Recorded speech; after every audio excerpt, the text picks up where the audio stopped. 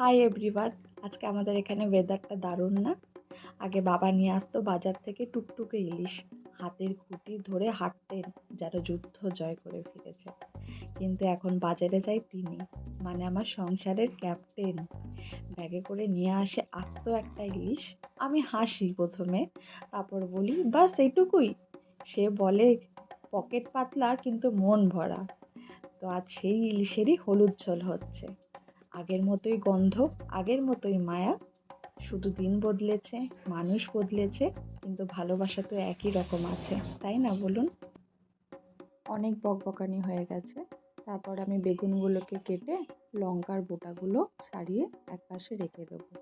তারপরে কড়াইয়ের মধ্যে সর্ষের তেল দিয়ে, যখনই তেলটা একটু গরম হয়ে যাবে তার মধ্যে একটু কালো জিরে আর একটু কাঁচা লঙ্কা ফোড়নে আমি দিয়ে দেবো।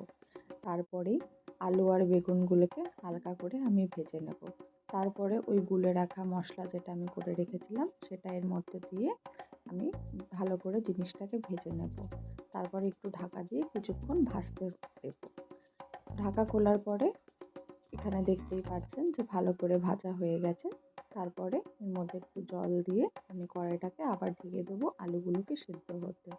তো এখানে আমার আলুগুলো সেদ্ধ হয়ে গেছে, ঝোলও ফুটে এসেছে। তার মধ্যে আমি ইলিশ মাছগুলো ছেড়ে দেবো। এখানে আমি কাঁচা মাছ ছেড়েছি, অনেকেই মাছ ভেজেই দাও, কিন্তু আমি এখানে কাঁচা মাছের ব্যবহারটাই করি। এরপরে মাছ ফুটতে ফুটতে সামান্য একটুখানি ইলিশ মাছের তেল ছিল, একটুখানি পেঁয়াজ আর কাঁচা লঙ্কা আর মাছের তেলটা ভেজে আমি এক সাইডে রেখে দিলাম। বেগুন দিইনি এর মধ্যে, যেহেতু আমি মাছে অলরেডি বেগুন দিয়েছি। তারপরে মাছ এখানে অলমোস্ট আমার ফুটে এসছে। উপর থেকে একটু কাঁচা লঙ্কা ছড়িয়ে একটু 5-6 মিনিট ফুটিয়ে আমি মাছটাকে নামিয়ে নিলাম।